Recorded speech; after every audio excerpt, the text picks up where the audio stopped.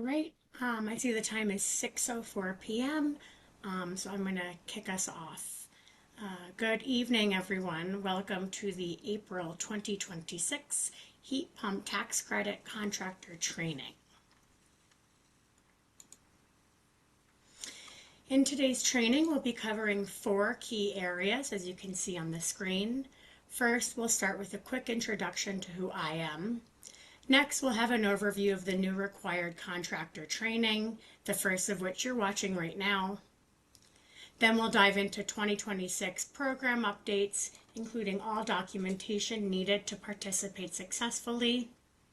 We'll round out the session with available contractor resources, where exactly you can locate those documents to comply, and next steps after you complete this training. I kindly ask that you hold all questions until the end of this presentation, as we will be covering a fair amount of material. You're welcome to type your question into the chat or even write it down on a notebook in front of you. We've made sure to set aside time for an interactive Q&A at the end of the training. And our goal here today is to ensure that every registered contractor understands how to successfully participate in the Heat Pump Tax Credit Program.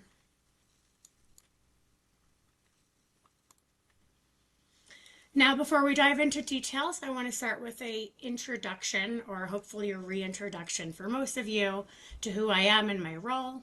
My name is Amanda Morris, and I work at the Colorado Energy Office, a state agency, and I manage the Heat Pump Tax Credit Program, also commonly referred to as HPTC. Most state agencies love their acronyms. I'm most easily accessible via email. Please find my contact information along with the program webpage on this slide.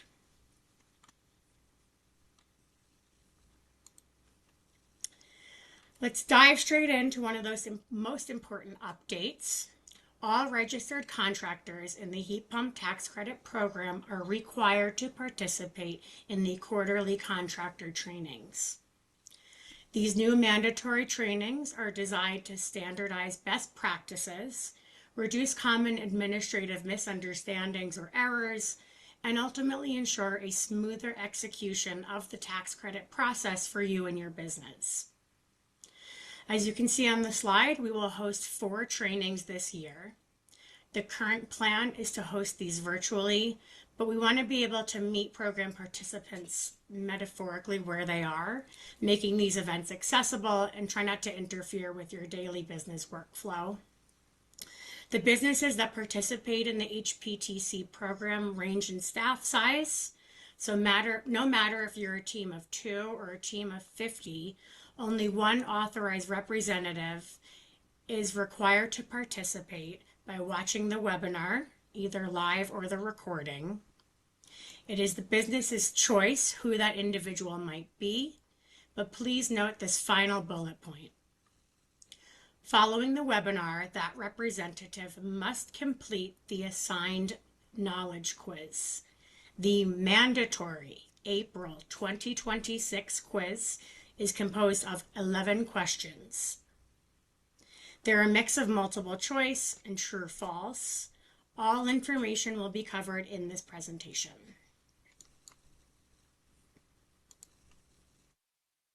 In terms of a timeline, the knowledge quiz must be taken and passed within 2 weeks. As all information on the quiz is mandatory for successful program compliance, a score of 100% is the only passing grade. The authorized representative that you have decided to watch the webinar and take the quiz will have 2 chances to take the quiz to get that score. Our goal here is not to stump you. All information is readily available in this training as well as on the program webpage. We'll get to all that in a moment. Please note that failure to complete and pass will result in removal from the program as outlined in the procedure for removal and re-enrollment. You will receive a copy of this slide deck, and all link URLs will be clickable in the version you receive.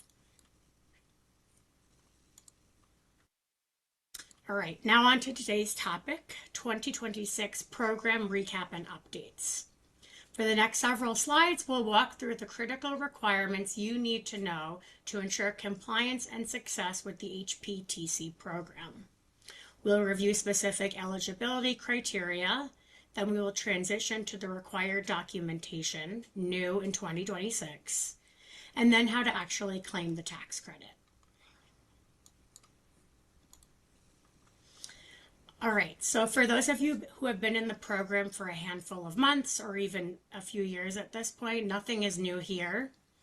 In order for a piece of equipment to be eligible for the tax credit, it must be Energy Star certified, listed as a match system in AHRI, a heat pump installed for space heating and cooling as opposed to a water heater, must be designed as the primary heat source for a building and designed to supply at least 80% of the total annual heating for the building.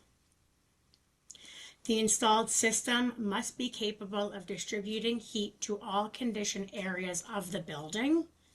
In other words, this is a whole home heating solution.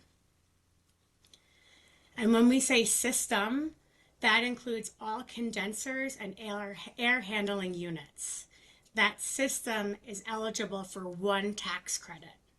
Each piece of equipment alone is not eligible for a credit. So a single family home, whether that home is 32,000 square feet or 800 square feet, one system, again, all condensers and air handling units, one system equals one tax credit.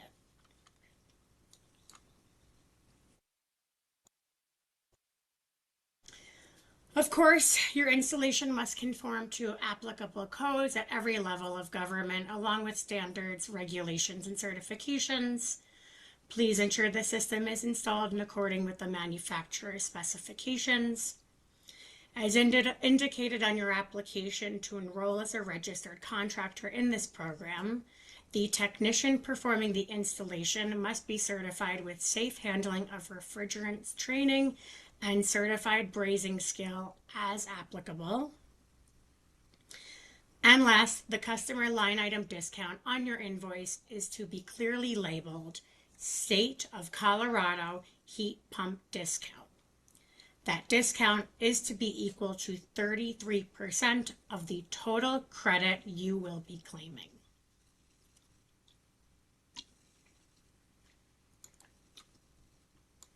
I want to zoom in on requirement number 4 just one more time. The program requires that the heat pump is a primary heat source. That is defined as a system designed to provide at least 80% of total annual heating for a building. It must also be capable of distributing heat to all conditioned areas of the building. Tax credit eligible installations are intended to be a whole home or building heating solution. Written here in bold red text, the designed and installed system, again, that includes all condensers and air handling units, is eligible for one tax credit. Each piece of equipment alone is not eligible for a tax credit. An important observation I want to shout out is that many of the heat pumps you install, they may not qualify for the tax credit, and that's okay. When in doubt, review the resources we'll mention in the coming slides to confirm eligibility.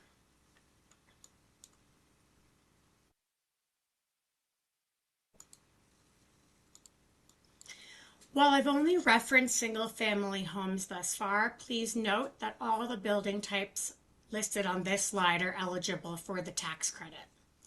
Multifamily, non-residential buildings, as well as thermal energy networks. Starting with multifamily buildings, if a heat pump serves more than one unit in a multifamily building, you, as the registered contractor, may claim one tax credit for each unit served by that heat pump. A real-life example of this would be one air source heat pump installed to serve all 3 units in a triplex. That system would be for $3,000 in tax credits before the customer discount. And then that customer discount, which is 33% of the total credit, would equal $990. Jumping over to the right-hand side of the screen, a non-residential building's eligibility is determined by the total installed heating capacity. The tax credit amount is determined by multiplying 1 credit for every 4 tons of installed capacity. Ton increments should be rounded down to the nearest whole number. A real-life example of this scenario would be 1 installed air source heat pump. In this example, this piece of equipment has 4 tons of capacity, totaling 80 tons of heating capacity for the entire building. That installation, giving all their program requirements are met, would be eligible for a tax credit of $20,000 before the customer discount. And to do the math for you, that customer discount would be $6,600, which is 33% of $20,000. And finally, our middle column calls out thermal energy networks. A registered contractor installing thermal energy networks may combine the credits for each connected residential or non-residential unit.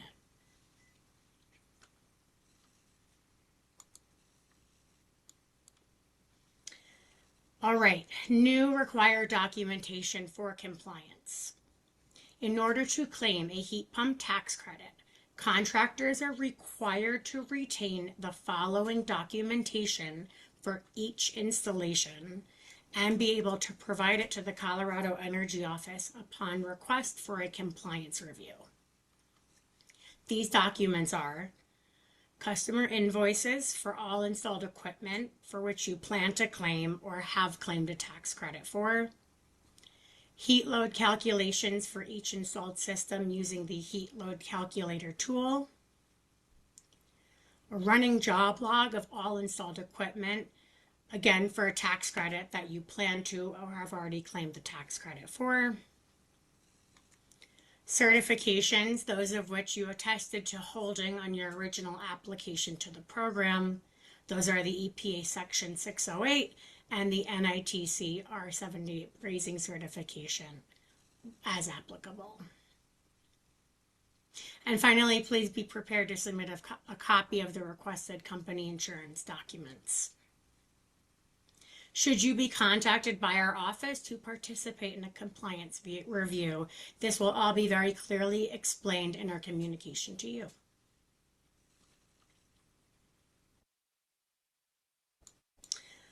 We talked all about how to determine if a heat pump is eligible, so now let's actually address the credit values.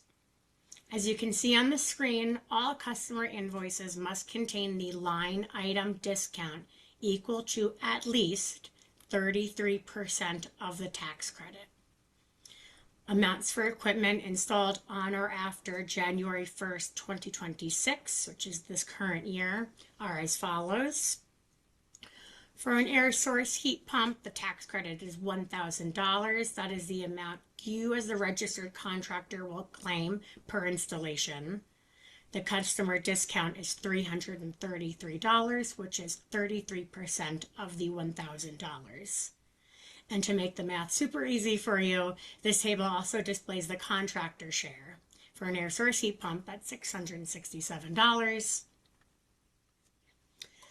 Ground source, water source, or combined source, credit value $2,000, customer discount $667, and your share as the contractor would be $1,333.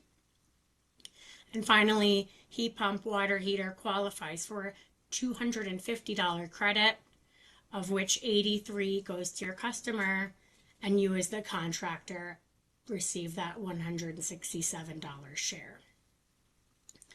2 points I want to include here. The first, the legislation that created this program, which is Colorado House Bill 23-1272, has laid out a specific schedule for the tax credit value to decrease over time. The first decrease took place this year. The amounts in this table were different for calendar years 2022 and 2025, 2024 and 2025 installations. We as the Energy Office work to provide you with adequate notice when these updates to the values happen. These new quarterly required trainings will help with that as well, in addition to our regular program-wide emails. Should you ever have questions or doubts about what the tax credit values are, the program webpage will always be the source of truth. I live in the same world that you all do. News articles, speculative rumors, they're known to happen.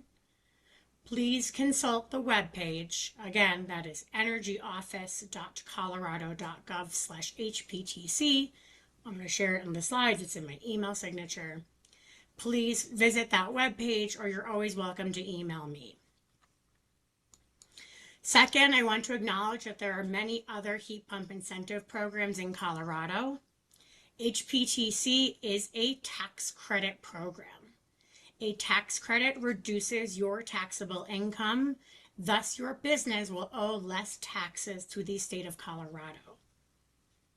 Registered contractors, and only registered contractors, are eligible to claim this tax credit.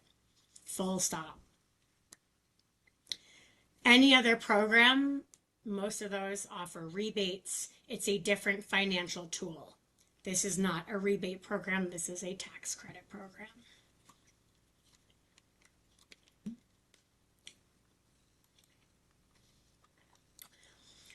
Required documentation for compliance. We'll start here with the customer invoice. Now this is a closer look into that line item discount. On the slide is a sample invoice. Your invoice should match the description, which states exactly State of Colorado heat pump discount. The discount amount, as we mentioned in the previous slide, is calculated by passing through the remainder of the tax credit not retained by the contractor, which is 33%, to the customer in the form of this line item on the invoice. This sample invoice in particular is for an air source heat pump, as the customer discount amount is $333. Specifically to this program, the heat pump tax credit can be combined with other financial incentives. Those incentives include other state rebates as well as local municipality or utility rebates.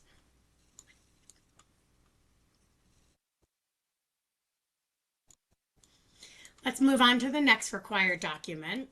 For all installations completed after January 1st, 2026, again, the current calendar year that we are in, the annual heat load calculator is required. The purpose of this tool is to demonstrate that heat pumps used for space heating and cooling meet at least 80% of typical annual heating needs. This tool is a Microsoft Excel document. You currently have access to it via a shared URL link. Please note the calculator is designed to run on newer versions of Microsoft Excel. If you have a version older than 2019, you might experience challenges. This can be solved very simply by updating your Microsoft suite. The reason we created this tool is to help program participants comply with statute, as the heat pump tax credit is supposed to be for primary heat sources.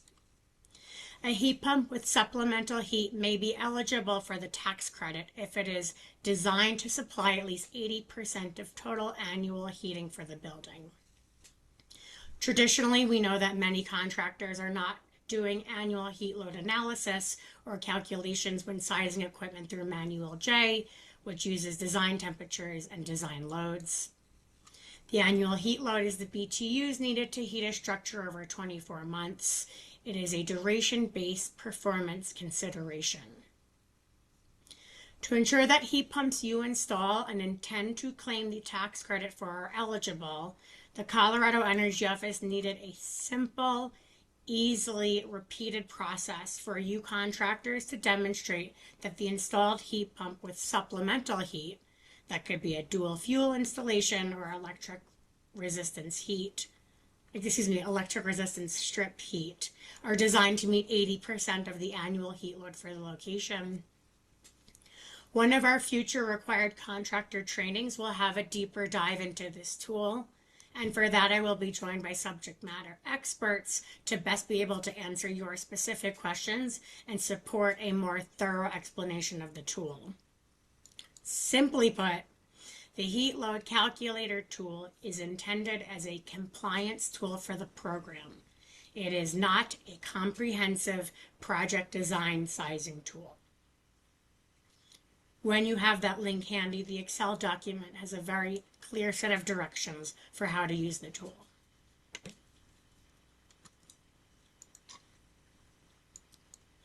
The final tool we will cover tonight is the contractor job log. This is required for all heat pumps for which you plan to have claimed tax credits for installations completed on or after January 1st, 2025. So all installs last year. As stated here, the purpose of this tool is to provide each registered contractor with a formalized method to track tax credit eligible installations. Just like the heat load calculator, this is a Microsoft Excel document shared via a link. Once you open the link, this tool looks extremely different from the calculator. Do not fret, you will not mix them up. The Excel workbook contains 5 tabs. Those tabs are Instructions, Summary of Credit Amounts for the current year, the year of which the equipment you installed, the year it was installed, Single-family home installations, multifamily building installs, and non-residential buildings. Each tab is designed to be intuitive and user-friendly. Let's take a quick look at one of those tabs.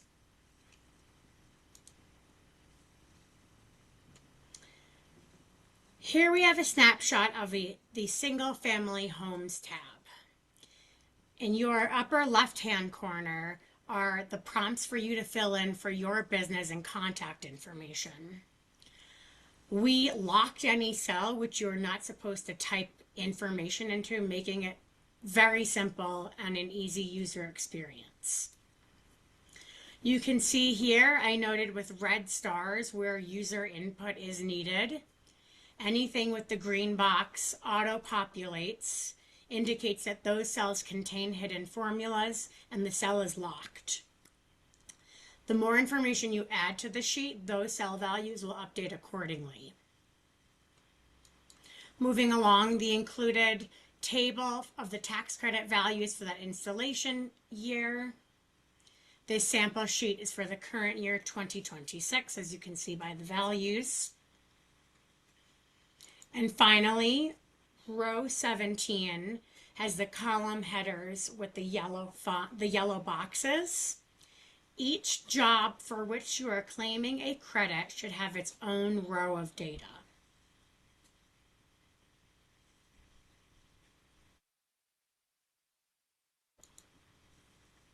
All right.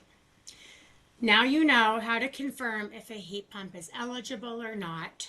You know how to provide your customer with the required incentive, which is the line item discount, and you know how to document your work. The final step is to actually claim the tax credit. HPTC runs with the calendar year. That means that for the current year, only contractors registered during that year may claim the tax credit. This program is co-managed by 2 state agencies, Colorado Energy Office, commonly known as CEO, that's my employer, and the Department of Revenue, also known as DOR. To claim the credit, you must download and accurately complete DOR's DR 1322 form. You can find that by visiting their webpage, which is linked on this slide, or scrolling down on the, visiting that and then scrolling down on the page to bring you to the information you need to reach. Your registered business will claim the total tax credit amount when you file your state income taxes. The amount you'll be claiming will automatically populate as you fill in your job log, making this a simple process. DR 1322 contains the specific filing directions. For questions about that form, please reach out to GOR directly or consult your accountant. A critical reminder, if you claim tax credits for installations that are later found to be ineligible, your business will owe that money back to the Department of Revenue along with interest. We want to provide you with these tools and resources to avoid that.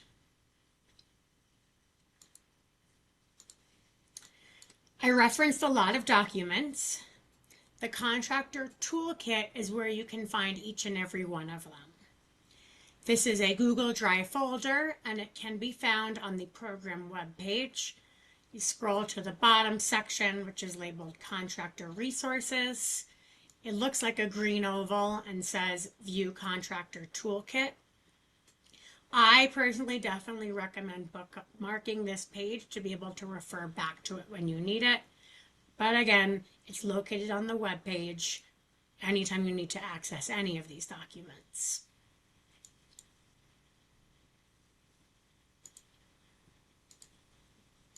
We know that homeowners may be hesitant to commit to purchasing program-approved heat pump equipment.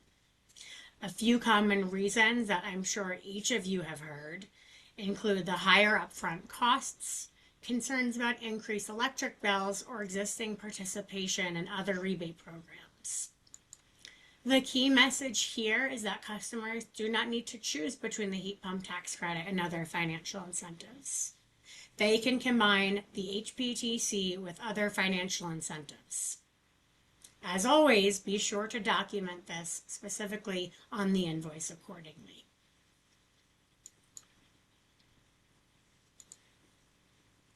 We put this slide together for you as a resource to help keep all of these different incentive buckets organized. The top bullet point of this slide highlights the Colorado Energy Savings Navigator. This is a Colorado state developed tool that can help customers determine energy-related bill assistance and rebates households are likely eligible for. You will receive this presentation in an email tomorrow. Please feel free to share the Navigator with all of your customers. Nested below are the different levels of incentives. HPTC is managed at the state level. Municipal and utility rebates are managed independently by those specific entities. The Home Energy Rebate Program is a federally funded program managed by the Colorado Energy Office. And I wanted to include that the federal clean energy tax credit that customers can claim when they purchase a heat pump is no longer active. It expired for systems installed after December 31st last year. Please see the call out at the bottom of the slide. While I'm happy to share a list of these links, program-specific questions should be directed at the office or entity which manages that program.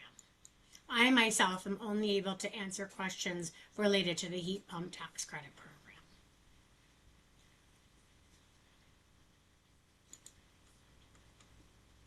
Congratulations, you made it to the end.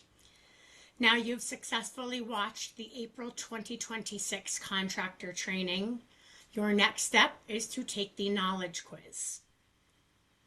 Our office will send you an email tomorrow. That email will include the mandatory quiz, a link to this recording, as well as this slide deck with all of the clickable links. As I went over in the beginning of this presentation, only one representative from your office is to complete the assigned knowledge quiz. The purpose of the quiz is to demonstrate your proficiency in the material covered. 100% is the passing grade. If you do not get 100% on your first try, you'll be granted a second attempt to earn that score. And again, the quiz is 11 questions. They're all multiple choice or true or false. By watching this webinar, making sure you understand each slide and making yourself familiar with the program webpage, you have all the tools that you need to succeed. The deadline to complete the quiz, that's either one or both attempts, is 14 days after the email hits your inbox. The email will go out tomorrow, Friday, April 17th. 2 weeks from that date makes the deadline May 1st. Please set aside time to take the quiz. Failure to complete it with a passing grade within that 2-week period may result in the suspension of your business from the program. Complete details of what that process may look like are outlined on the linked Procedure for Removal and Re-enrollment document. Again, 11 questions, all multiple choice. We are not here to stump you.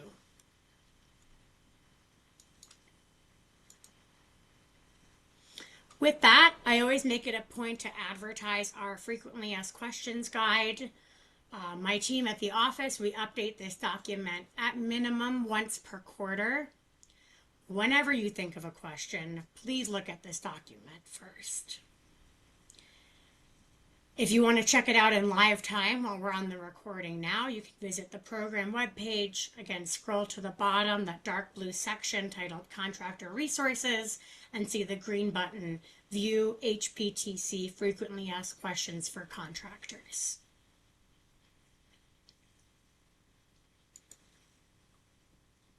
Thank you so much for your attention. At the time of this recording, the quiz will be sent via email to all email addresses we have on file tomorrow. Again, that's Friday, April 17th.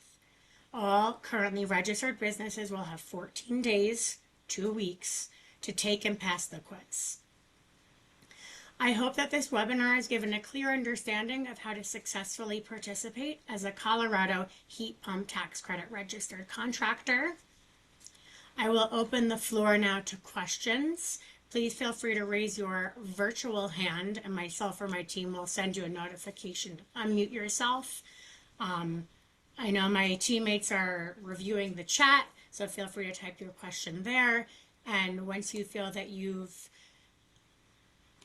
understood every piece of information we've covered, you're feel free to go. Hey, Amanda, we've got a question in the chat, and then John also wants to ask a question. So maybe I'll read the question in the chat first, okay? Great, thank you, So Dino. the question is there a specific required format for the heat load calculator submission? Does it need to be an Excel sheet form or link form, or can it be a PDF for each customer? So the heat load calculator, the tool itself opens as a Microsoft Excel document. It will be easiest for me and my staff to review it if you just submit it as a viewable Microsoft Excel document. That'll be a separate document for each installation. If you've already looked at it, you should know that it's just a few drop-down fill in the blank questions, so it's not a long process. But again, easiest for my team to review if it's a Microsoft Excel version submission. And the job log in particular calls out the link to access that document. And I have my manager, Lauren, here, who I'm going to call on a friend to help me. Nope, I was just going to reiterate that the tool as designed as the Excel spreadsheet, just complete it for each job, save it, and have that ready. And so you use that tool and that tool only to document the heat load. The annual heat load, understood, right? That we're thinking about heat loads in a variety of different ways as contractors.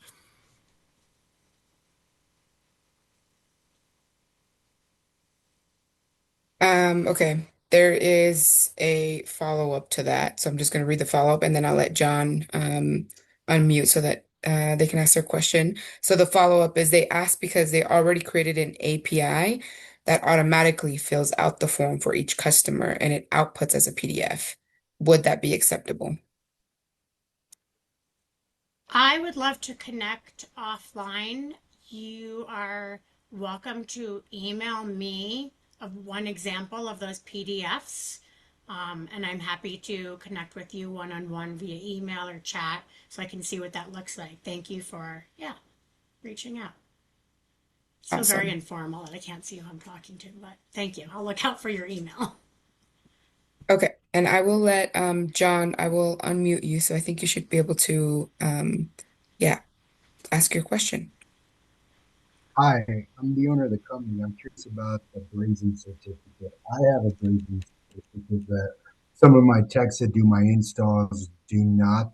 But a lot of these systems are flare fittings and zoom lock press fittings where no brazing is even required. So how do I handle that? Great question. Um, any heat pump for which you're claiming a tax credit for, all the records we mentioned tonight are auditable records. So if a specific installation requires the braze, that installation must be performed by the installer, like yourself or your staff that have that certification. But if it's a press fitting that doesn't require a braze, that installer does not need the braze certification. Okay, thank you. Yeah, of course.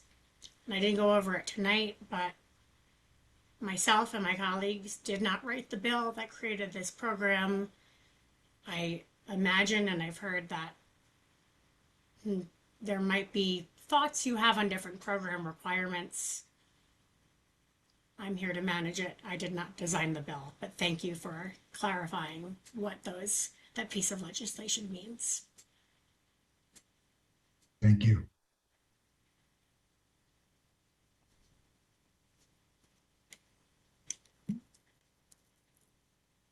I don't see any more questions on the chat and nobody else has. Oh, wait, got one in. Oh, from Lauren. Um, I see that I was fed a question. What happens if you as a contractor claim more tax credits that you have an income tax burden? So if you claim more tax credits than you owe, you get a refund. When you file your taxes, as you all should remember, be familiar with, when you apply for the program, you filled out, it's called a verification form. That's how DOR is going to identify you as a registered entity with the program. When you do your taxes, you claim more than you owe. That DOR, that state agency, will offer you a refund. The way that you communicated with them that you receive that refund, it's either direct deposit. We all do this on a personal level when you file your taxes. So it's refundable. So any business can participate, take advantage of it, whatever your tax burden is. It's designed to be a great program for you.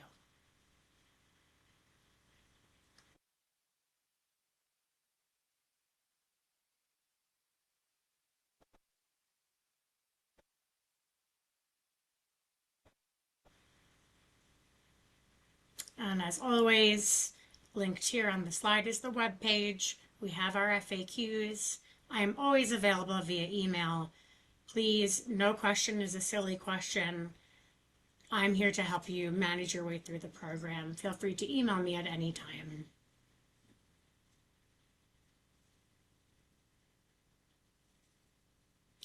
With that, we'll hang out here for a minute or so, but you're welcome to drop off the call. Keep an eye on your inbox for that quiz and speak soon.